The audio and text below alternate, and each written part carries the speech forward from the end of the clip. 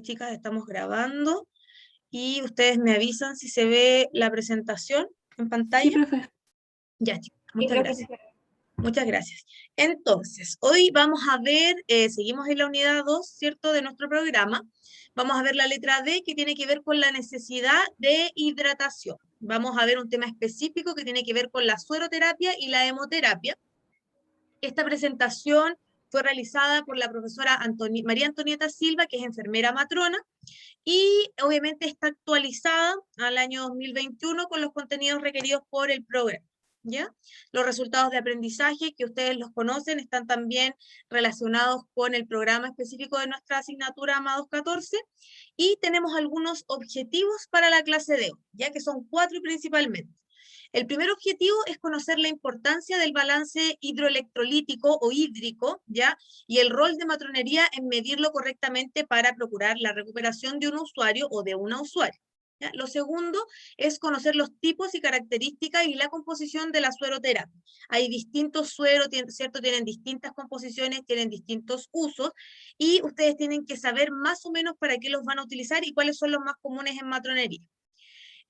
También determinar el uso específico de cada suero y finalmente reconocer la importancia del buen manejo, la supervisión y el control de la sueroterapia por el profesional matrono o matrona. Ustedes saben que un suero antes era mirado algo como lo más común, un suero sin grandes problemas. ¿Y qué pasa? Si hay un equipo, ¿cierto?, que se extravasó, sabemos las complicaciones que puede tener el usuario, ¿ya?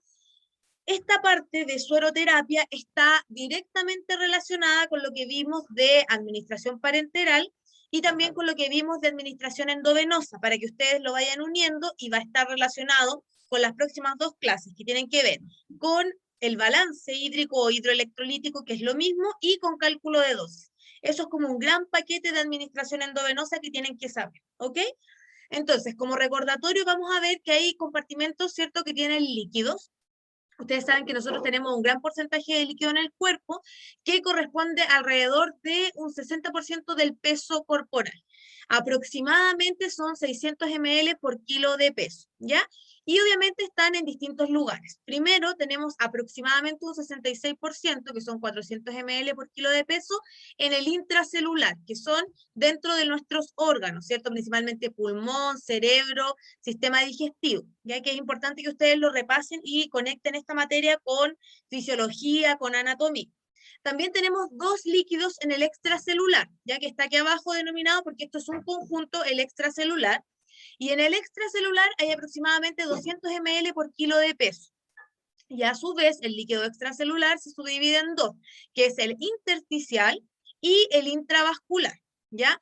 Y obviamente estos 2 líquidos se van moviendo entre ellos. Entonces, el intersticial es aproximadamente un 25%, son 150 ml por kilo, y el intravascular un 9%, que son 50 ml por kilo. Si ustedes no tienen claro qué es el intracelular, el intersticial y el intravascular, lo van a tener que repasar, porque es muy importante, si no saben estos términos, para saber, ¿cierto?, dependiendo de si mi suero es hipotónico, isotónico o hipertónico, para dónde se va con el medio del agua, ¿ya? Y para dónde se va, si se va para el intersticial, para el extracelular, etcétera. Entonces tienen que repasar. Y abajo también menciona que aproximadamente 28 litros de líquido corporal están dentro de las células y 14 litros de líquido corporal están fuera de las células, que es el extracelular, intersticial y el intravascular. ¿Ok? Entonces, para que lo repasen y puedan tener ese dato, vamos a ver mucho de estar relacionado con la química, en parte, ¿cierto? Los solutos, los solventes y los movimientos de aguas que hay asociados a eso, ya para que lo puedan tener como visualizado. Bueno, la composición del líquido extracelular, acá también vamos a hablar de algunos electrolitos plasmáticos, ¿ya? Entonces, vemos que el sodio hay 142 mil equivalentes por litro, el potasio 4 mil equivalentes por litro, el calcio 5 mil equivalentes por litro, magnesio 2 mil equivalentes por litro, cloro 103, bicarbonato 26 mil equivalentes por litro. Si ustedes también en esta parte no se acuerdan tanto qué hace cada uno, ¿cierto?, de estos electrolitos o de estos compuestos, también quiero que los busquen, ¿ya? Porque nosotros sabemos que sodio y potasio son fundamentales.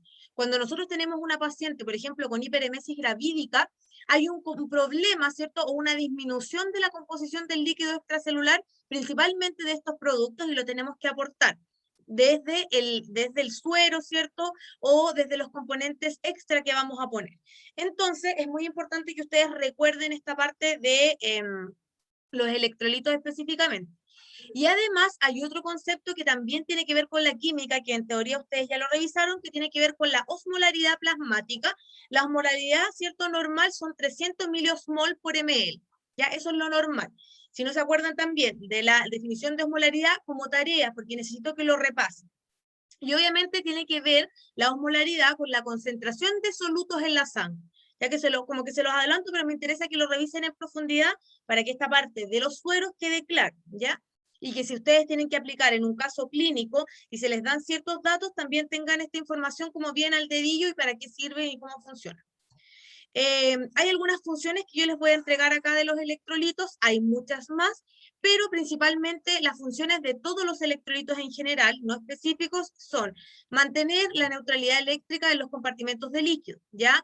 También ellos van a mediar reacciones enzimáticas, ¿ya? Pueden alterar la permeabilidad de la membrana celular, hacen, recuerden, reacciones para regular la contracción y la relajación, ¿cierto? Muscular. Acuérdense, hay canales de sodio-potasio, que para nosotros son muy importantes, hay que saber cuáles son los positivos, cuáles son los negativos, ¿ya? Y también para regular la transmisión de impulsos nerviosos. Y finalmente también influyen en el tiempo de coagulación de la sangre. Entonces son muy importantes para nosotros como función de los electrolitos en general. Entonces, con ese repaso, que es como a grandes rasgos, nos vamos a ir a lo que es la fluidoterapia o sueroterapia, ¿ya? Entonces, hay ciertos objetivos para la administración de fluidos. Entonces, aquí como cuadro resumen de los objetivos de la administración de fluidos, independiente del suero que sea, ¿cierto? Cuando yo voy a administrar un fluido es principalmente porque tengo que restaurar el volumen del intravascular, el intersticial, y lograr una normovolemia o que vuelva la volemia al cuerpo. ¿Ya? Si no conocen el término volemia, lo mismo, lo van a buscar, ¿ya? Luego tiene también como objetivo sustituir las pérdidas sensibles y las pérdidas insensibles, que eso lo vamos a revisar a grandes rasgos, ¿cierto? Como completo, cuando veamos lo de balance. Y ustedes van a saber, si las pérdidas sensibles son estas, las insensibles son estas, y cómo las calculo. También tiene como objetivo mejorar la microcirculación y la función endotelial, y también nos va a ayudar a optimizar la disponibilidad del oxígeno. Eso es como objetivo a grandes rasgos, ¿cierto?, de nuestra sueroterapia. Ojo acá también, antes los sueros fisiológicos, incluso los sueros glucosados, los vendían en las farmacias sin receta médica, sin ningún problema. Pero cada vez más los sueros son considerados medicamentos que si no son bien administrados pueden causar problemas en nuestra población, por lo tanto la venta ya no es tan libre, ¿ya? No es tan libre como era antes, ya que uno compraba las ampollitas pequeñas de suero fisiológico para hacer curaciones. Como les digo, los sueros de matraces más grandes como que cada vez más se dificulta que se puedan comprar. ¿Qué más, chicas? También tienen que tener en mente que la volemia, que está relacionada con la cantidad de líquido y de sangre circulante en el cuerpo, según sea hombre o mujer, ustedes ahí lo van a revisar en profundidad, tiene grados, ¿ya? No es que, yo me hice un corte, ¿cierto? Perdí una cantidad de litros de sangre o una cantidad de cc y me voy a chequear. No, no es así, ¿cierto? La hipovolemia se calcula o se menciona como grado 1 si yo he perdido, ¿cierto? El 10% de la volemia, que es el 10% de la sangre circulante que tiene mi cuerpo. Claramente no es la misma cantidad de sangre que va a perder para tener un grado 10 o un grado 1, ¿cierto? De pérdida de volemia en un neonato que en una mujer, que en un hombre que pesa 150 kilos, ¿cierto? No está relacionado con la cantidad de peso, con la cantidad de agua. En el grado 2 tenemos que es una pérdida de un 20% de la volemia, ¿cierto? Ya empieza a ser algo más importante. Y el grado 3 es cuando hay un 30% de pérdida de la volemia, y en este grado, que es el grado 3, es cuando ya empiezan el paciente a choquearse. Cuando ustedes atiendan, por ejemplo, un trabajo de parto, se van a dar cuenta que obviamente la mujer va a sangrar y está dentro de un periodo o de un punto fisiológico, ¿cierto? Entre grado 1 y 2, porque obviamente la mujer está sangrando, pero nosotros también le estamos reponiendo con algunos sueros. Pero ¿qué pasa? Si esta mujer está con está con alguna, mira, no me puedo acordar de la palabra, pero es que quedan restos placentarios dentro del útero, ¿cierto? Está con restos ovulares, la paciente no puede hacer esta contracción uterina para que las arterias, ¿cierto?, se vasocontraigan y sigue sangrando. En esos casos mi paciente ya empieza con el grado 3, que pierde más del 30% de la volemia, a pesar de que estoy reponiendo, y empieza en shock, ¿ya? Como tarea también quiero que busquen cuáles son las sintomatologías que tiene un choque hipovolémico. Se van a dar cuenta que hay cosas básicas que ustedes van a ver a su paciente que está pariendo, ¿cierto? Que todavía no sale la placenta y que van a decir, ah, mi paciente, algo le pasa. Esta paciente está pálida, empieza a estar desorientada, dentro de otras cosas que yo voy a encontrar en los choques hipovolémicos. Entonces también para que los busquen, ¿ya? Y también, y ojo que acuérdense que estas cosas que son tareas también las voy a agregar en la prueba y en los casos clínicos. Por eso me interesa que los puedan revisar en concreto, ¿ya? Y finalmente tenemos el grado 4, que es cuando el paciente ya perdió más del 40% de la volemia. Esto es en accidentes de tránsito graves, ¿cierto? Donde un paciente perdió una extremidad, probablemente mi paciente está inconsciente, y ya en este punto no solo me sirve el suero, sino que ya me tengo que ir a un paso más allá, que es a la hemoterapia, porque tengo que hacerle probablemente transfusión a mi paciente. Eso también es otro dato como bien importante. Entonces, también tenemos objetivos generales de la sueroterapia. Ustedes saben que la sueroterapia va a movilizar agua entre distintos compartimentos hídricos con el fin de equilibrar la osmolaridad, ¿ya? Y también tiene como objetivos generales reponer volemia, reponer electrolitos, que se aumente la excreción de sustancias químicas si hay un paciente que está, no sé, intoxicado, por ejemplo. Mejorar la administración de un medicamento. Sabemos que algunos medicamentos no se pueden poner directo, entonces los voy a diluir. Y también hay sueros glucosados, por lo tanto pueden reponer energía a través de la glucosa. Nuestras mujeres que están en trabajo de parto, ¿cierto? Se llama trabajo de parto porque es un trabajo. La mujer se agota. Antes a las pobres las tenían en régimen cero. Imagínense, la mujer está pariendo, está con contracciones, está cansada, no se puede alimentar. Entonces el aporte calórico lo hacíamos a través de los sueros glucosados, ya que es un poco con el cambio de paradigma en donde ahora nuestras mujeres se pueden alimentar si han tenido un parto normal, si no son usuarias patológicas, por ejemplo, ¿ya? Y también hay pautas de sueroterapia. Acá también hay una consideración importante. En general, el médico es quien nos indica a nosotros cuánto suero, cuántos medicamentos tenemos que administrar. Yo como matrona, ¿de qué tengo que estar preocupada? De ver si mi paciente no está siendo sobrehidratado o si mi paciente está deshidratado. Porque puede que un médico hospitalice a una paciente, no sé, de 15 semanas porque está con hiperemesis y me dice, no, un suerito de mantención 500 cc que pasa un goteo lento. ¿Ya? Yo voy a calcular un goteo lento, pero después yo voy a ir a pasarle visita a mi paciente, la voy a mirar y voy a ver que la piel a lo mejor se siente más seca, o que los labios de mi paciente, que mi paciente me dice que tiene sed. Entonces yo tengo que avisarle esas características también al médico, o lo mismo al revés. Estoy notando que este paciente se me está edematizando, ¿cierto? Está con un goteo, no sé, 30 ml hora o al porcentaje que sea, y yo siento que a lo mejor está pasando mucho suero, o este paciente tiene un problema renal y no está eliminando, o su cuerpo no está siendo capaz de metabolizar todo lo que estamos administrando, ¿ya?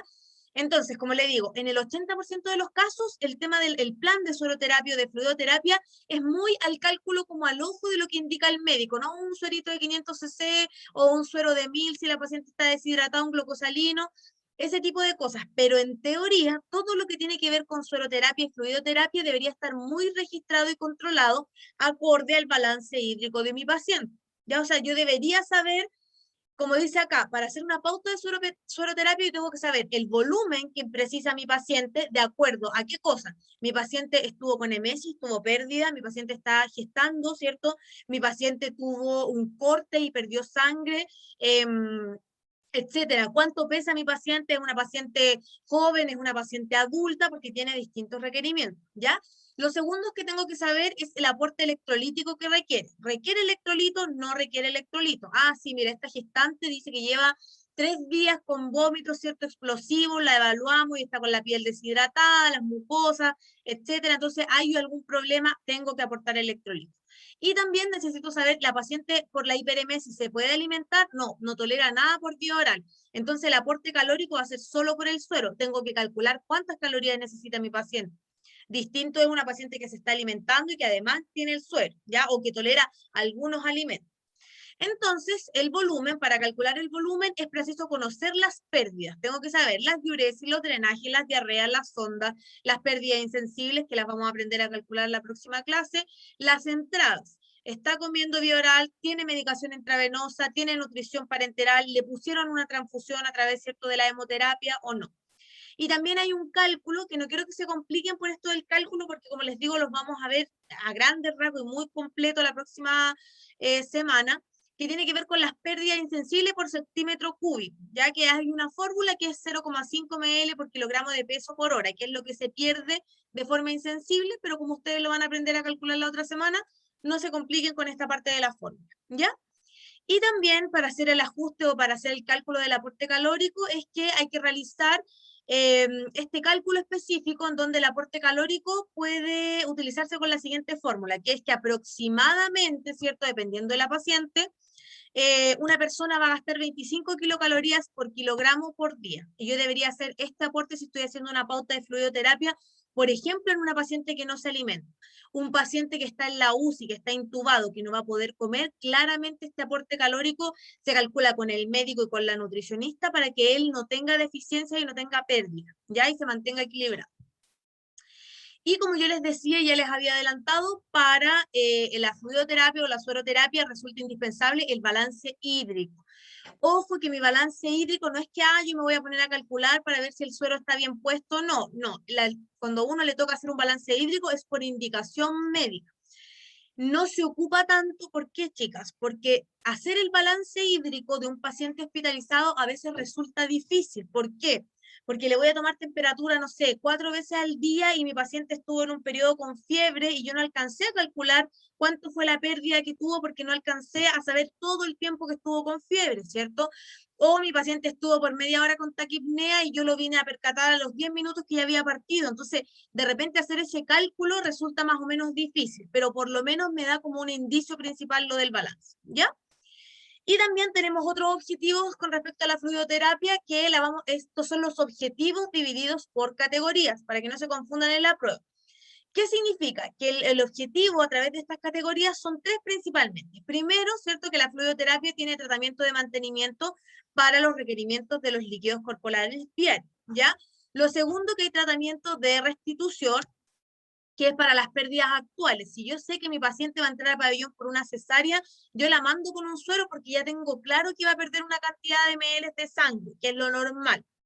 Y también hay un tratamiento de restablecimiento, que es cuando, para las pérdidas, ¿cierto?, concurrentes o continuas, que mi paciente está en un trabajo de parto y va a tener una cierta cantidad de SC, pero tuvo restos ovulares, entonces siguió sangrando. Entonces ahí tengo que hacer un restablecimiento, para esas tres cosas principalmente. Luego de esto, nosotros ya vimos algunas imágenes, pero acuérdense las imágenes de las fotos de los sueros. Acuérdense que los sueros se pueden lavar o se pueden limpiar con alcohol. Acuérdense que estos sueros con esta punta, ¿cierto?, que tienen esta gomita, se saca eso porque viene estéril, ¿cierto? Estos frascos de vidrio ya no los van a ver, muy poco usados. Y estos frascos antiguos que se tenían que cortar con tijeras también, porque aumentan el riesgo de IES. Los mini bags en algunos casos se usan en algunos sueros específicos, y lo más común son los que vienen prepicados, ¿ya? Y aquí obviamente hay un aparato de contenedor de suero. Teniendo claro eso, también vamos a ver que los sueros se van a clasificar, ¿cierto? Hay medicamentos, por así decirlo, que son orales y otros parenterales, y a su vez los parenterales, que son los sueros por composición, se dividen en dos. Hay sueros cristaloides y hay otros sueros que son coloides por composición, ¿ya? Y a su vez los cristaloides se van a dividir en tres por osmolaridad, que tiene que ver si son hipotónicos, hipertónicos o isotónicos, que lo vamos a ver ahora. ¿Ya? Entonces, como dijimos, según composición pueden ser cristaloides. Los cristaloides son todos los sueros normales, el fisiológico, el glucosado, el glucosalino, que es lo que más usamos. Ya el 90 o el 80, mejor dicho, de nuestros pacientes van a usar cristaloides porque son efectivos y son baratos, a diferencia de los sueros que son coloides, ¿ya? Que los voy a utilizar, pero en mis pacientes más graves. Entonces, también por osmolaridad, los cristaloides tenemos los hipotónicos, que son soluciones menos concentradas que las células, los isotónicos, que son soluciones con la misma concentración de las células, y los hipertónicos, que son soluciones más concentradas que las células, por lo tanto, hacen movimiento de soluto o de solvente. Ustedes tienen que saber. Hay ventajas de los cristaloides, hipotónicos, isotónicos, hipertónicos, que tienen que ver que difunden por todo el espacio extracelular, que no van a interferir con el tema de la coagulación, no provocan en general reacciones alérgicas, no se acumulan, son baratos y tienen muy buena tolerancia. Por eso yo les decía, en el 80 o 90% de la población solo utilizamos esto, ¿ya? Solo en los casos graves nos vamos a cambiar. Entonces, vamos a ver específicamente los cristaloides, ¿ya? Los cristaloides son soluciones compuestas por agua y electrolitos, y aquí toma un papel fundamental que ustedes conozcan los electrolitos y para qué sirven, ¿cierto? ¿Qué pasa si aumenta el cloro? ¿Qué pasa si aumenta el sodio en sangre? ¿Qué le va a pasar a mi paciente? ¿Qué manifestaciones clínicas van a tener? Y el cristaloide se emplea para aumentar el volumen circulatorio, aunque hay que administrar grandes volúmenes. Entonces aquí viene la otra parte que ustedes tienen que acordarse, de la anatomía, de la fisiología y la fisiopato, que me parece que la parten ahora o en el segundo semestre. ¿Qué pasa si mi paciente, cierto, que tuvo un corte, que tiene tal patología y que va a tener una operación y que a lo mejor sangró más de la cuenta o llegó con un accidente de tránsito, si en realidad le tengo que administrar harta cantidad de cristaloides y tiene una falla renal? Entonces, esas cosas es las que yo quiero que ustedes vayan, ¿cierto?, uniendo. Y también algo bueno de los cristaloides es que permiten mantener el equilibrio hidroelectrolítico, expandir el volumen intravascular, y en caso de que tienen azúcar, glucosa, ¿cierto?, van a aportar energía, ¿ya? Su capacidad de expandir volumen está relacionada de forma directa con la cantidad de sodio que va a tener el cristaloide, ¿ya? Entonces eso también es algo importante. Y este cuadrito ustedes se lo tienen que aprender de memoria. No hay otra opción, chiquillas, ¿ya? Primero tenemos los sueros hipotónicos, que hay dos principalmente que yo les podría dar como ejemplo, que son el suero fisiológico al 0,45 y el suero fisiológico al 0,3%. Son los sueros hipotónicos los menos utilizados. Si ustedes me preguntan, en los servicios clínicos que yo he trabajado, casi no se compran y casi no se utilizan. ¿Ya? O sea, sueros hipotónicos que ustedes vayan a ver, poquísimo, ¿ya? Entonces, ojo, porque se llaman suero fisiológico y uno tiende a decir, ah, no, hacemos la curación con suero fisiológico, pero ¿cuál? ¿Al 0,45, al 0,3, al 0,9? ¿Cuál es el fisiológico normal que ocupamos? ¿Alguien sabe? ¿Por qué solo le han puesto, chicas? El 09, profe. El 0,9, exactamente, ese es el común, ¿ya? Pero entonces no se olviden ustedes que tienen que saber cuál es, porque nos pasó con un estudiante, que no me acuerdo si iba en tercero o cuarto, que confundió un suero fisiológico que estaba al 10% con uno al 0,9 para administrar, ¿cierto?, un medicamento a un paciente, y con eso al paciente se puede morir, porque imagínense la concentración que le estoy entregando, es súper complejo, ¿ya? Los sueros, que en segundo caso son los que menos se utilizan, pero estos sí se utilizan mucho más que los hipotónicos, son los hipertónicos, ¿ya? Y aquí está el suero fisiológico al 3%, el suero fisiológico al 5%, el suero fisiológico al 7,5% y los glucosados. Nosotros en parte usamos mucho el suero glucosado. Y también hay antibióticos o hay cargas de glucosa para pacientes que hacen shock o comas diabéticos, que es la glucosa al 10, al 20, al 30, al 40, al 50, que tienen que saber también cómo diluirla. Acuérdense que todo esto se va a complementar con lo de farmacología. Si no lo han visto, lo repasan ustedes solos, ¿ya? También están los sueros glucosalinos. Miren, eso es SF es fisiológico, SG es suero glucosado y SGS es suero glucosalino, para que lo sepan, ¿ya? Entonces los glucosalinos al 5, al 10, al 20. Hay un suero que es hipertónico, que también se los voy a dejar de tarea porque va a salir un caso en la próxima prueba que tiene que ver con el manitol y con el bicarbonato de sodio. Por lo tanto, tienen que manejar de qué se tratan ambos sueros, que son sueros especiales hipertónicos, ¿ya?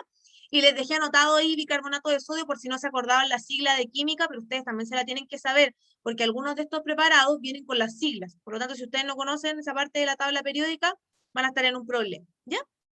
Y luego de eso tenemos los sueros más usados, que son los que se ocupan como en el 80% de la población, que son los isotónicos. De esos tenemos el suero fisiológico al 0,9%. El suero fisiológico es como el caballito de batalla de nosotros, es el más usado en pacientes que están choqueados, ¿cierto? Junto con el suero Ringer o el Ringer lactato, ¿ya? Y también el glucosalino al 2,5. Nosotras matronas fisiológico podemos usar en curaciones, en administrar medicamentos, también en algunos pacientes choqueados, pero más vamos a ocupar el Ringer o el Ringer lactato. Y el glucosalino al 2,5, que es el glucosalino más común que se ocupa, ese se ocupa para pacientes deshidratados por hiperemesis. Es lo que más lo vamos a utilizar. Acá ya a ustedes les va a poder aparecer en la materia el suero glucosado al 5%, que nosotros utilizamos tanto en parto, ¿cierto? Para las pacientes, para nuestras pacientes o usuarias en trabajo de parto, se considera como suero isotónico, ¿ya? Por la composición. Pero en algunos lugares ustedes lo van a ver que lo ponen el suero glucosado al 5 como suero hipotónico. ¿Por qué pasa? Y se los dejé acá, es porque el suero glucosado se puede hacer extremadamente hipotónico si yo lo administro, mire, me quedó el traspasado, pero no importa, tras administrarse, ¿cierto? Debido a que la metabolización de la glucosa sea muy rápida. Entonces, si yo administro el suero glucosado y el cuerpo en realidad necesitaba mucho la glucosa, la va a metabolizar, o un paciente diabético lo va a metabolizar tan rápido que no se va a comportar en intravascular como suero isotónico, sino que como hipotónico. Y esa parte a ustedes no se les puede olvidar. Por lo tanto, yo si tengo algún paciente con algún problema renal, con algún paciente diabético, me tengo que acordar que si le estoy pasando mucho suero glucosado, algo puede pasar porque el suero se va a convertir en hipotónico. Y en los hipotónicos algo pasa con el líquido intravascular y algo pasa con el líquido extracelular también. ¿Ya? Entonces, ojo, igual, por eso les digo, en bibliografía van a encontrarlo como isotónico y en otro como hipotónico, pero es por esta característica de la glucosa. ¿Ok? Entonces, ¿qué más? Bueno, también aquí hay otra clasificación, ¿cierto? El fisiológico, el 0,9 isotónico, el 3 hipertónico, las glucosas, el glucosalino y el suero Ringer lactato, que es como otra clasificación, pero como de recordatorio. Y también tenemos acá las imágenes de estos sueros, ¿ya? Este es el cloruro de sodio al 0,9, y eso es lo otro. No se olviden que suero fisiológico es lo mismo que cloruro de sodio, ¿cierto? Y lo importante es que este es al 0,9, es el que ocupamos para poner los medicamentos, para hacer las curaciones, y es el normal que es isotónico. Acá tenemos un glucosalino isotónico al 2,5, ¿cierto? También isotónico, yo les dije, para hiperemesis, nosotros en nuestras pacientes gestantes lo ocupamos mucho, y aquí también hay un glucosalino, pero es hipertónico, ¿cierto? Tiene la dextrosa al 5%. Entonces, ojo, aquí siempre me van a venir los componentes que sale la cantidad de cloruro, de glucosa, las advertencias, ¿cierto? Y también el vencimiento. No se olviden que esto es como que fuera un medicamento, así que tengo que aplicar los 10 correctos de igual forma. ¿Ok? ¿Qué más? Algunos electrolitos que nosotros sí le vamos a poder agregar a esta solución o a este suero que me hayan indicado son, por ejemplo, el sodio, el calcio, el magnesio y el potasio. Es como lo más normal o lo más común que ustedes van a tener que agregar. Lo mismo, si no se acuerdan bien, los revisan y amplían. Y estas son las presentaciones específicas de electrolitos, ¿ya? Está el cloruro de sodio al 10%, ojo, que esto ya no sería, ¿cierto? Suero fisiológico, porque está al 10%, hay presentaciones de 10 o de 20 cc, y también está el cloruro de potasio al 10% en presentaciones de 10 cc, ¿ya? Y yo les agregué, porque yo les pedí que buscaran ampollas de bicarbonato, y me van a buscar también para que me cuenten en la próxima clase para qué se ocupan los electrolitos, el que ustedes investiguen uno, divídanselo entre el curso, y ampollas de bicarbonato que son de 1 miliequivalente por ml. Entonces, necesito que los vean y lo revisan, que pueden venir en formatos de 10 o 20 ml. ¿Ya? Eso, para que lo puedan buscar y vean, hay un antídoto por ahí, se los dejo así como tarea para que lo busquen, porque les va a servir también con el tema de la libre. ¿Ya? Entonces, además de todas esas tareas que yo les dejé, que quédense tranquilas, no entran en la prueba, las vamos a ir viendo con calma, hay una tarea específica que se las voy a dejar para cuando veamos la clase del día, mire, el 26, que vemos cálculo de dosis, creo que me traigan respondida esta tarea específicamente, que tiene que ver con que, por qué al preparar o reconstituir medicamentos que vamos a administrar endovenoso, podemos utilizar agua bidestilada o suero fisiológico, y si hay alguna contraindicación en la utilización del agua. ¿Ya? Eso me interesa que busquen. Entonces, ¿puedo administrar con suero fisiológico? ¿Puedo administrar con agua? ¿Hasta cuánto se puede administrar? ¿Hay medicamentos que no se pueden administrar? Para que nunca se les olvide cuando tengan que hacer reconstitución, ¿cierto? O preparación de medicamentos. ¿Ya? Eso. Entonces, denme un segundo que aquí les voy a dejar anotada la tarea, chiquillas, para que no se me olvide preguntárselas. Y nos vamos a ir con las soluciones isotónicas. ¿La tarea anterior era para el 26 de mayo? Sí, la anterior sí. Lo de los electrolitos, no, chiquillas, me empiezan a contar la próxima semana porque los voy a necesitar para los casos que vamos a ver. ¿Ya? Busquen uno Ya, por profe, último, gracias. o lo que ustedes quieran. ¿Ya? Y acá. Entonces, vamos con lo isotónico. Ya sabemos que los cristaloides isotónicos son los más comunes: el suero fisiológico al 0,9, el Ringer lactato y el suero Ringer solo. ¿Ya? Cuando ustedes estén, por ejemplo, si son matronas de pabellón, hay sueros que se utilizan mucho más, como por ejemplo el Ringer lactato. Pero hay que tener cuidado con ciertos pacientes con ciertas patologías, porque el lactato hace algo en la sangre, que no se los voy a decir porque quiero que ustedes lo averigüen, y me puede complicar a un paciente, ¿ya? Entonces, los isotónicos van a expandir volumen extracelular, no modifican la osmolaridad, disculpen que me cueste tanto esa palabra, y también hay elecciones de soluciones que tienen que ser balanceadas, es decir, puede que a un paciente hoy día le haya puesto 2 Ringer y sigue con requerimiento, entonces a lo mejor el médico después me va a indicar un suero fisiológico, ¿ya? Para no aumentar tanto, por ejemplo, el lactato. Y como saben, tiene que ver o principalmente se usa para la reposición de volumen extracelular. ¿Ya? Acá tienen unas imágenes de sueros isotónicos. Otro dato que creo que se los anoté más adelante es cuando vemos el Ringer. El suero Ringer lactato en algunos lugares se llama solución de Hartmann. Ya, como dato, yo nunca lo había escuchado hasta que en algún momento hablan, no, tráeme la solución de Hartmann en un paciente que esté choqueado, y uno así como que, ¿qué es? Es suero Ringer lactato, para que no se les olvide también y no les pase que en realidad les pidan un suero en una urgencia y no sepan cómo se llama, ¿ya? Los formatos que yo les decía, estos mini bags, estas son las que más se ocupan, el prepicado, y estas, como ya les he dicho varias veces, no tanto. ¿Qué más? Vamos a hablar específicamente del suero fisiológico, que es el cloruro de sodio al 0,9%. Es la sustancia cristaloide estándar, o sea, es el gold estándar, que es lo más utilizado. Es una solución indicada en caso de shock y de quemaduras que son extensas.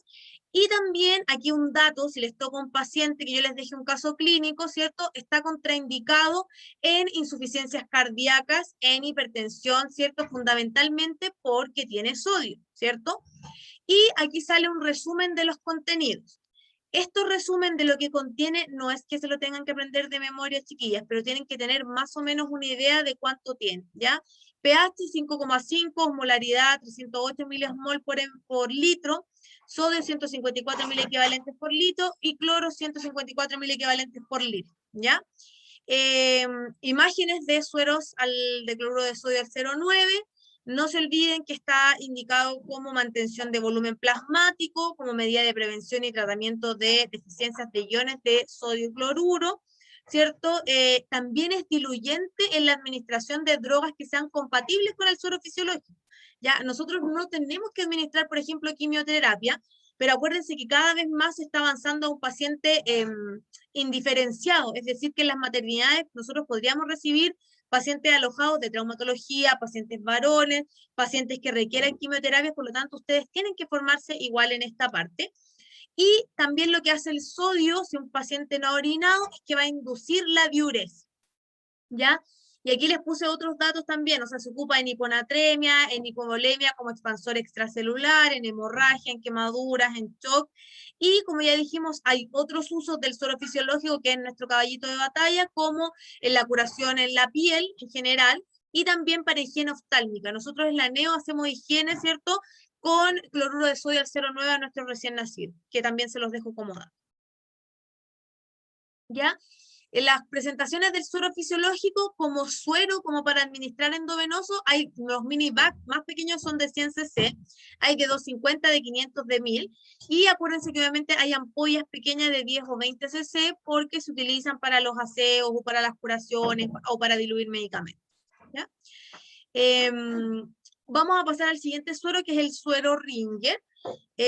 Como dice, las soluciones Ringer, porque están las Ringer y las Ringer lactato, las Ringer solas, ¿cierto?, son equilibradas y son isotónicas, porque la osmolaridad y la concentración de electrolitos son similares a la del plasma, ¿ya?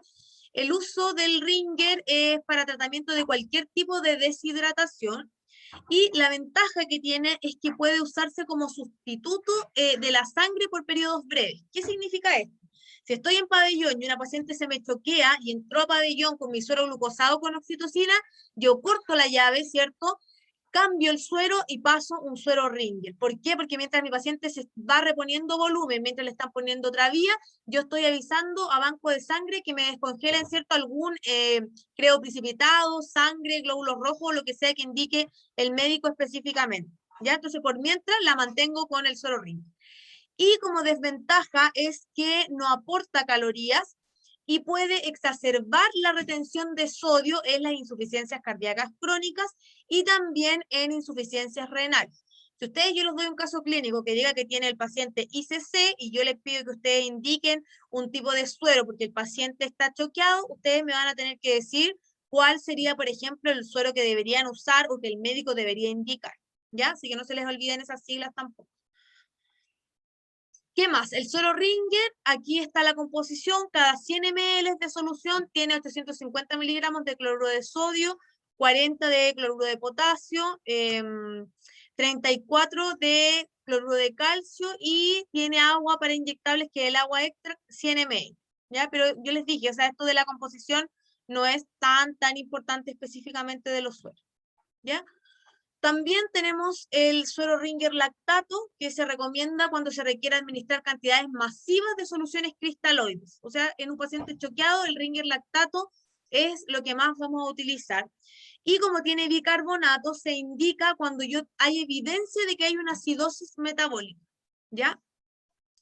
Hay dos patologías que pueden ser frecuentes cuando mi paciente ingresa como paciente crítico, que tiene que ver con la acidosis metabólica o la alcalosis metabólica, que no la voy a profundizar ahora porque ustedes la van a ver en profundidad en tercero con neo, porque es muy importante para nosotros saber si un paciente a través de los gases me dice si tengo acidosis o alcalosis metabólica. Si alguien lo quiere buscar, mejor porque le va a quedar mucho más claro para los casos clínicos, ¿ya? Y el Ringer lactato, como tiene calcio, está contraindicado si un paciente tiene hipercalcemia, ¿ya? Dato también importante. Y está indicado en pacientes con diarrea, con deshidratación, en vómitos, en ostomías, en cirugías abdominales, en quemaduras. Y estos son los dos formatos que voy a encontrar de Ringer lactato. Este, el rosado, que es como el más común, y este verde. ¿Ya? Porque a veces uno acuerda si un paciente se choquea, tengo que ir tan rápido que tengo que tener por último a la vista o como orientación de qué color más o menos es el suero y después confirmo y leo y veo la fecha de vencimiento, etcétera, ¿ya? Y también la composición del Ringer lactato o solución de Hartmann, que es la que yo les decía, que también se llaman en las clínicas principalmente y en otros países, es un pH de 6, ¿cierto? Aumentó el pH a la composición anterior que habíamos revisado, y ahí todo el resto de composición. Pero lo importante es que la concentración de cloro está contenida como cloruro de sodio, como cloruro de potasio o como cloruro de calcio, ¿ya? Por lo tanto, esos datos también, ahí que me aparecen ahí, la fórmula, las proporciones, tengo que tener ojo, y ojo que aquí también me salen las advertencias, ¿cierto? Y cuándo no debo utilizar. Ya eso también es importante. ¿A cuánto lo tengo que almacenar, cierto? ¿Qué hacer si está roto o si hay turbiedad que lo tengo que eliminar? Acuérdense, lo mismo que las disposiciones del resto de los medicamentos. ¿Ya? Los sueros glucosados, el más común es el suero glucosado el 5, también es isotónico, comillas, y este aporta líquidos en las deshidrataciones hipertónicas, que es por falta de ingestión de líquidos. También va a aportar energía y ojo que los sueros glucosados están contraindicados en pacientes diabéticos.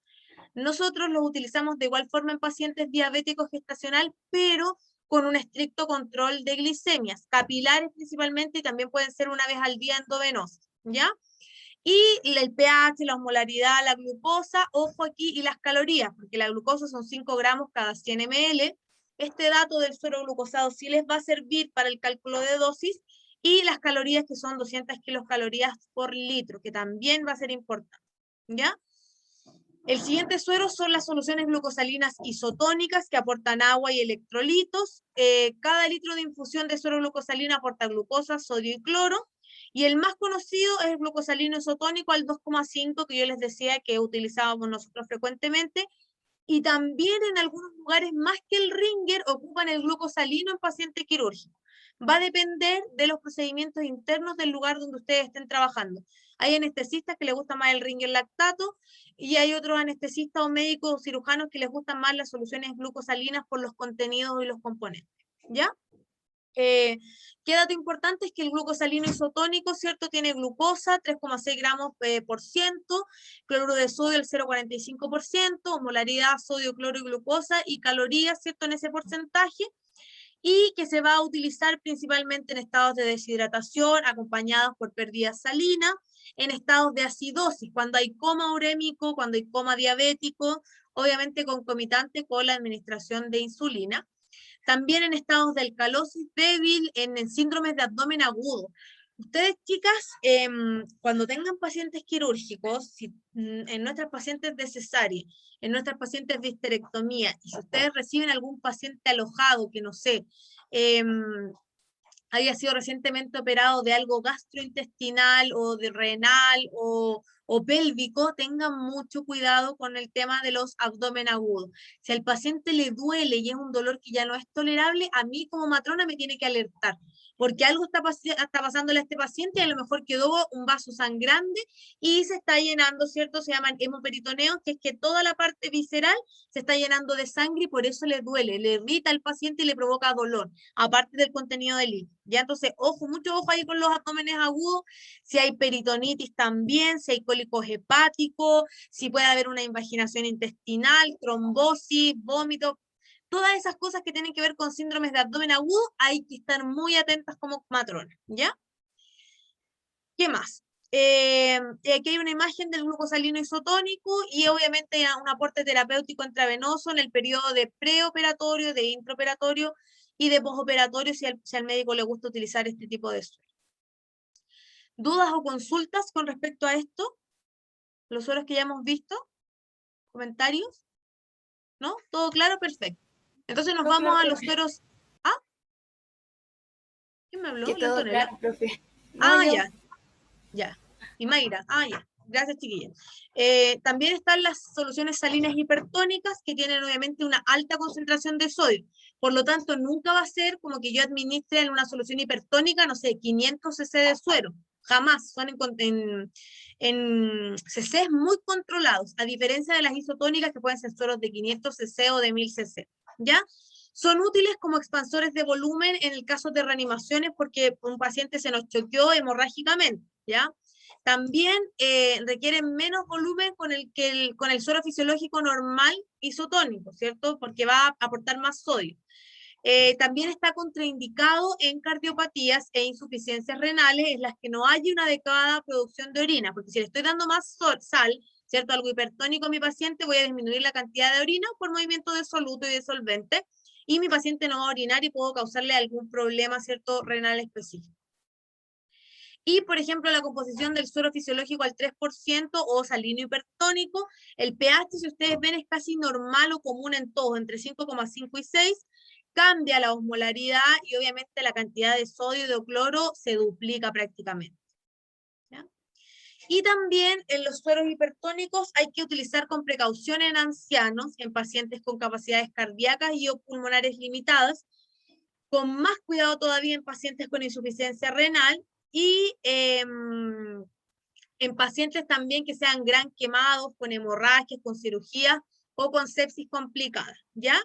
Y cuando se utiliza mucho estos sueros hipertónicos, es frecuentemente utilizado y con mucho éxito en casos de pacientes con edema cerebral. ¿Por qué? Porque acuérdense, le estoy administrando una solución hipertónica que va a sacar líquido probablemente de la zona, ¿ya? Entonces, por eso, donde hay edema cerebral y pulmonar, funcionan bastante bien.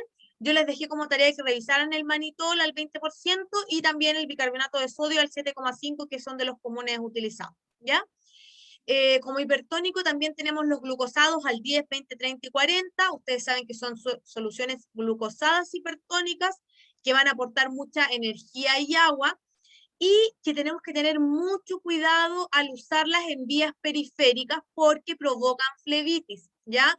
Como en general tienen una alta concentración de glucosa, ¿cierto? Si no está bien puesta esa vía venosa, puedo tener el riesgo de flebitis y además solo por la cantidad de glucosa que estoy administrando, provoca mucha más irritación y puede provocar mucha más cantidad de flebitis, ¿Ya? Aparece aquí la composición del glucosado al 10, dato importante que les va a servir para el cálculo de dosis. Si dice que el suero está glucosado al 10%, es que hay 10 gramos de glucosa por cada 100 ml de solución. Al 20, 20 gramos de glucosa por cada 100 ml de solución. Y al 30, 30 gramos de glucosa por 100 ml de solución también. ¿Ok? Y aquí vimos, aquí una imagen del suelo glucosalino hipertónico para que ustedes se acuerden de los colores. La composición también del glucosalino hipertónico. Y vamos a ver algo cortito de los hipotónicos porque prácticamente, como les digo, no los van a ver en los servicios clínicos. Como mencionan acá, son soluciones que tienen una osmolaridad inferior, a la de los líquidos corporales, por lo tanto, ejercen menos presión osmótica en el líquido extracelular, ¿ya? La administración excesiva de líquidos hipotónicos puede llevar a una depresión del líquido intravascular, por lo tanto me puede provocar hipotensión, edema celular y daño celular, por lo que siempre voy a tener que administrar de forma muy controlada este suero, ¿ya? Las soluciones hipotónicas utilizadas son la solución salina normal o cloruro al 0,3 y al 0,45, y en general, cuando yo administro ciertos, supongamos, no sé, 500 cc de este suero, un ejemplo, porque no es la cantidad, de toda esa cantidad que administré, solo un 8% del volumen perfundido permanece en la circulación. El resto se va, ¿ya? Por el tema de soluto y solvente. Y el uso de estas soluciones es poco frecuente y son útiles para hidratar a un paciente, aumentar la diuresis y valorar el estado renal, también me va a servir, ¿ya? Entonces, vamos a pausar un ratito para irnos a un recreo cortito. Entonces, pues ahí estamos grabando. Y nos vamos a ir a la segunda parte de la presentación y vamos a ver lo que es los coloides y la hemoterapia, ¿ya? Dentro de los coloides tienen que saber que estos sueros, que son como especiales, van a aportar agua, electrolitos desde el espacio intersticial, así como contribuyen al equilibrio también hemodinámico, ¿ya? Entonces, estos coloides van a actuar como expansores plasmáticos. Un dato importante a considerar, y por eso no son tan utilizados, es que tienen un costo elevado, ¿ya? Generalmente nosotros todos los sueros están en el Omnicell, que es el que dispensa medicamentos, y los sueros que son coloides están, por ejemplo, en el carro de paro. O sea que si yo lo voy a ocupar es porque realmente mi paciente está en una urgencia vital, ¿ya? Y la desventaja de algunos coloides naturales, que obviamente eso ya casi no pasa a los proveedores que nosotros compramos o que se trabajan con estos coloides, es que en los coloides naturales se asociaba a transmisión de infecciones virales, principalmente como el VIH, la hepatitis y reacciones anafilácticas, ¿ya? Pero obviamente también hay coloides que ya son artificiales y que son mucho más eficientes. Y como ventaja de los coloides es que producen efectos más rápidos, son más sostenidos en el tiempo que las soluciones cristaloides, que se absorben mucho más rápido, pero no tienen un efecto sostenido en el tiempo. Por lo tanto, voy a requerir administrar mucho menos volumen que las soluciones cristaloides. Es decir, si para reponer una volemia o tratar de mantener, ¿cierto?, hacer un tratamiento de mantención de una paciente, necesito 2 sueros cristaloides, en un coloide voy a necesitar un suero pequeño de 500 cc o no tanta cantidad, ¿ya? Y como dato también es que los coloides van a aumentar la presión coloideosmótica del plasma, van a restaurar el volumen circulante, son expansores que ya los vimos y tienen el efecto hemodinámico mucho más prolongado que los cristaloides. Hay artificiales, el más común que ustedes van a ver y el que está acá en Aconcagua en los carros de paro es el Hemacell, que es este. Este es el coloide que más se utiliza acá en el Valle de Aconcagua y yo los que generalmente he visto frecuentemente. También está el Voluben al 6%, que es esta imagen. Está el Gelafundin 4, que es esta. Y está como natural, como coloide natural, la albúmina, que es este, que si ustedes ven es un frasco pequeño, porque no se utiliza en grandes cantidades. Si yo necesito un coloide porque mi paciente está choqueado, voy a ocupar artificial y probablemente, principalmente el Hemacell, ¿ya? Y aquí hay como un cuadro resumen de las soluciones coloides, donde están los naturales, que puede ser la albúmina humana o el plasma fresco, los artificiales, que están las gelatinas o colágenos, como el Hemacell, están los dextranos, como el Dextran 40, que no se utiliza tan frecuentemente, y principalmente porque también se utiliza eso para pacientes, o sea, es como de uso veterinario. También puede ser en uso humano, pero también en uso veterinario. Y también tenemos hidroxietilalmidón, que es el Voluben al 6%, ¿ya? Eso sobre las soluciones coloides. Aquí les hace un resumen de los coloides artificiales, los dextrano, que es un polisacárido de origen bacteriano, la gelatina, ¿cierto? El hemacel, que es un polipéptido obtenido por la desintegración del colágeno de origen animal, el EA, ¿cierto? El Voluben, que es un almidón sintético preparado a partir de la amilopectina, y aquí hace un resumen del hemacel, por qué es tan unido, que es estéril, libre de pirógenos, que actúa mediante presiones oncóticas del plasma, etcétera, cuando está indicado en choque hipovolémico, regulación de volúmenes antes y después de cirugía, pero, como les digo, en nuestro caso, todas estas imágenes del hemacel principalmente no se utilizan frecuentemente, ¿ya? Y acá tenemos un resumen de las características y composiciones de los cristaloides y los coloides usados en Chile, ¿cierto? El cloruro de sodio, Gold Standard, Ringer lactato y el hemacel, que se los dejé marcado, pero en realidad esto de la composición no es que se lo tengan que aprender de memoria, pero es para que lo puedan tener en mente. Y ustedes saben, y los vimos en la presentación de la semana pasada, es que hay ciertas complicaciones en la fluidoterapia. Ustedes saben que tienen que preocuparse de poner bien esa vía venosa y de revisar esa vía venosa cada cierto tiempo, en cada entrega de turno. Y hay cosas derivadas de la técnica, como la flebitis, ¿cierto? Irritativa séptica, que haya extravasación, que haya un embolismo gaseoso, ¿cierto? Porque quedó gas o aire en la vía, que se haga una punción arterial en vez de endovenosa, y también complicaciones derivadas del volumen perfundido, como insuficiencia cardíaca, edema agudo de pulmón, edema cerebral, edema cutáneo o gastrointestinal, ¿ya? También tenemos una tabla rápida con las indicaciones de los diferentes fluidos. Esta parte sí, a mí me interesa que ustedes se la puedan aprender. ¿Qué les dice? Que la solución hiposalina o glucosalina se ocupa para mantenimiento o hipernatremia grave, ¿cierto? El fisiológico o el Ringer se ocupa para reposición de volumen, para choque hipovolémico, que el glucosado en deshidratación hipertónica, como aporte de energía, cada una de las patologías específicas para que lo puedan revisar. Y también acá hay un segundo cuadro resumen que aparece la solución, el uso y consideraciones, que eran estos tips que yo les decía. Por ejemplo, tengo que tener ojo con el suero fisiológico al 0,9 porque el volumen excesivo puede provocar acidosis, ¿cierto? Hiperclorémica. El Ringer lactato, ¿cierto? Es de mayor costo comercial. El glucosado, volumen excesivo puede provocar intoxicación acuosa. El bicarbonato, que está contraindicado en que hay insuficiencia, etc. ¿Ya? Eso. Y nosotros vamos a utilizar frecuentemente sueros, ¿ya? O la sueroterapia en obstetricia.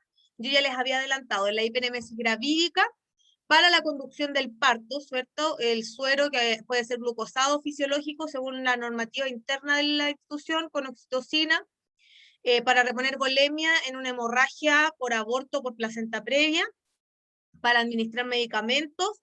Lo puedo utilizar también para frenar un parto prematuro y en la inducción del parto, que es la inducción oxitóxica. Ya también lo voy a utilizar.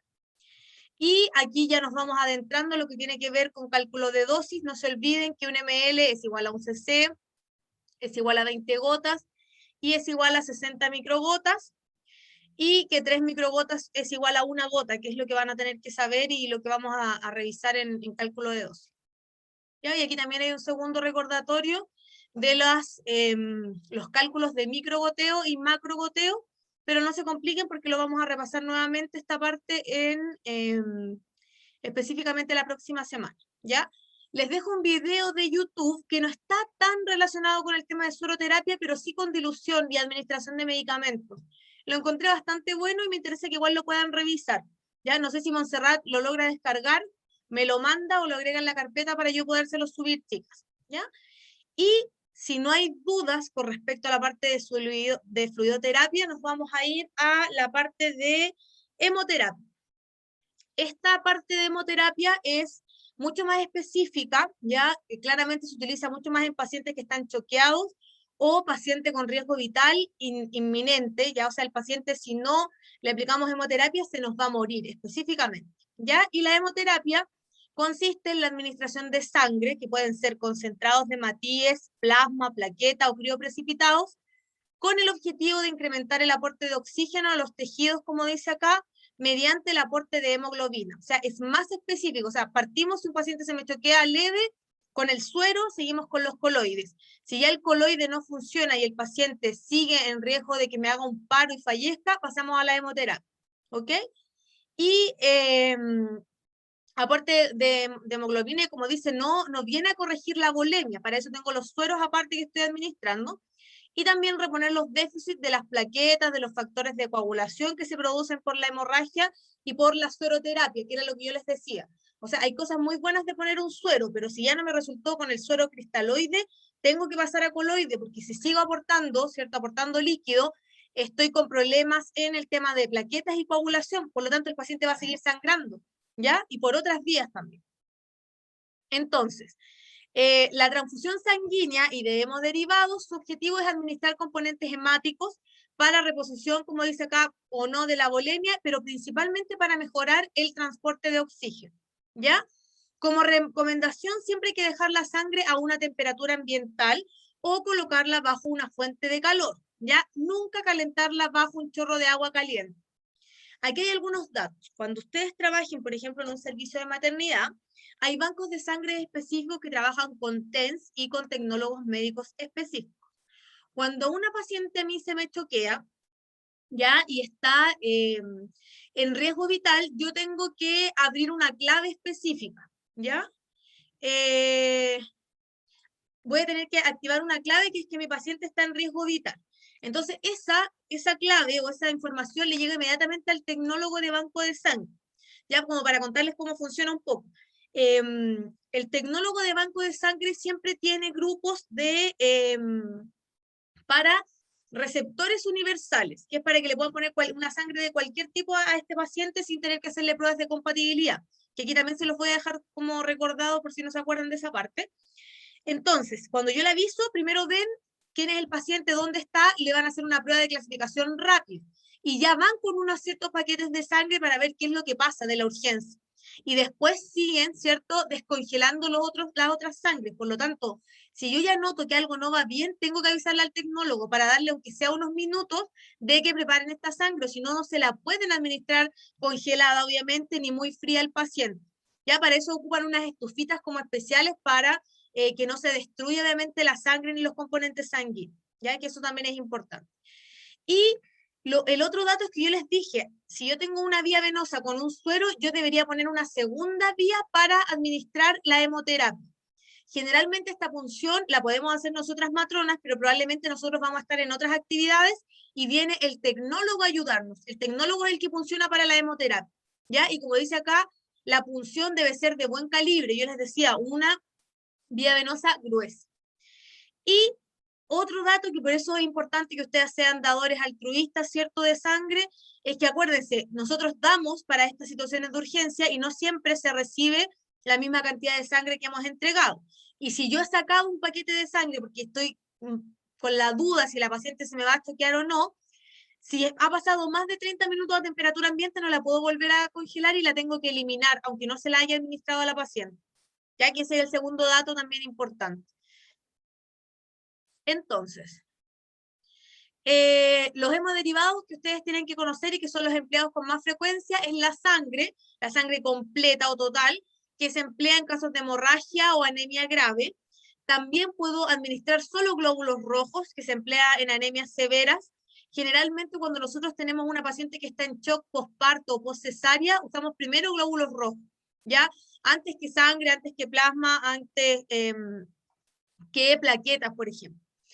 Y también tenemos el plasma que se emplea en condiciones de hipoproteinemia, de hipoglobunemia y de deficiencias de la coagulación en general, pero acuérdense que hay pacientes donde los glóbulos rojos pueden estar intactos por algunas patologías en especiales, pero el problema está en la coagulación. Entonces, como dice ahí, cuando hay deficiencia en la coagulación, pero está intacta la serie roja, que son los glóbulos rojos. Y obviamente voy a utilizar plaquetas en trombocitopenia. ¿Ya? ¿Cuánto voy a transfundir? Que este es otro dato que se tienen que aprender para el cálculo, para el balance hídrico, es que un paquete de sangre completa equivale a 450 cc. ¿cierto? Una unidad de sangre completa, 450 cc, una unidad de glóbulos rojos son 250 cc, una unidad de plaquetas son de 30 a 50 cc, dependiendo del servicio donde ustedes estén, y una unidad de plasma congelado son 250 cc, y el plasma es distinto a las plaquetas y a los crioprecipitados. Yo les dejé un material de lectura de apoyo. Ahí van a ver cuál es la diferencia entre plaquetas, plasma y crioprecipitados, ¿ya? Y una unidad de crioprecipitados son de 15 a 20 cc. Y aquí hay unas imágenes de un paquete de glóbulos rojos, cuál es la imagen de plasma fresco congelado, aquí una imagen de plasma y de crioprecipitado, que son más pequeños, y un concentrado de plaquetas, ya que tienen distintas formas. Si alguno de ustedes ha sido donante altruista, ¿cierto? Se van a dar cuenta que se van separando esta sangre, ¿cierto? En distintas cosas para poderlas administrar. Y esta Profe, parte, ¿sí? no sé si en los humanos sea igual, pero por ejemplo, yo varios meses atrás mi perrito tenía un problema en los ojos y el veterinario le extraía sangre y con una centrífuga dividía la sangre con el plasma y Sí. el plasma le regeneraba como la úlcera que tenía en los ojos. Sí, sí, es lo mismo, Montserrat, es la misma centrífuga que se ocupa en los pacientes, obviamente más industrializados, más grandes, es exactamente lo mismo. Y de hecho hay tratamientos de plasma en donde a ti, como estás sano y uno hace reposición, si no tiene una hemorragia rápida de la volemia, tratamientos faciales en donde te sacan tu propia sangre y te ponen tu mismo plasma, ya que se ocupa para las arrugas o cosas así, pero sí es el mismo procedimiento, ¿ya? Gracias, Montserrat, por la intervención. ¿Y qué les iba a decir? Que esta parte a ustedes no se les puede olvidar, es que hay soluciones que son compatibles y otras que no son compatibles con el hemoderivado, ¿ya? Yo les decía, si mi paciente está muy choqueada y yo tengo una vía venosa con un suero fisiológico, yo en esa misma vía puedo poner el hemoderivado, si la pinchan y no pueden encontrar en realidad otra vía venosa, otra vena. Pero hay soluciones no compatibles. Si esta misma paciente que está choqueada y le van a poner sangre y no le encuentran otra vía, está con un ringer lactato, con un glucosado, voy a tener que primero conectarle el fisiológico, dejar que pase una cantidad de cc para que limpie la bajada y de ahí recién a esa misma bajada de suero puedo conectarle el hemoderivado. Esa parte también para que no se les olvide, ¿ya? Porque nos ha pasado que colegas parece que olvidan esta parte de los primeros años. Hay una paciente choqueada con un ringer y les dicen al tecnólogo, no ocupen esa vía, y el tecnólogo obviamente mira y dice, no, pero si esto está con un ringer no se puede, ¿ya? Entonces uno queda también como que no tiene el conocimiento ni el manejo de esta parte. Aquí también otra imagen, cuando un crío precipitado, unas plaquetas se administra, quedan así, como blanquitos, ¿ya? Y el de sangre obviamente queda mucho más marcado, o el de glóbulos rojos. Aquí hay un cuadro resumen de las compatibilidades. Yo creo que esto ustedes ya lo vieron, ¿o no? ¿Sí? Ya, esta parte a ustedes no se les puede olvidar, esta parte de las compatibilidades, ¿ya? Ustedes saben, de acuerdo al grupo sanguíneo, puedo donar o puedo recibir. Entonces hay un donante universal y un receptor universal. Eso era lo que yo les decía, cuando, por ejemplo, viene un paciente que sabemos que viene en shock porque viene en la ambulancia y el SAMU nos avisa que hay que tener sangre, al banco de sangre les avisa que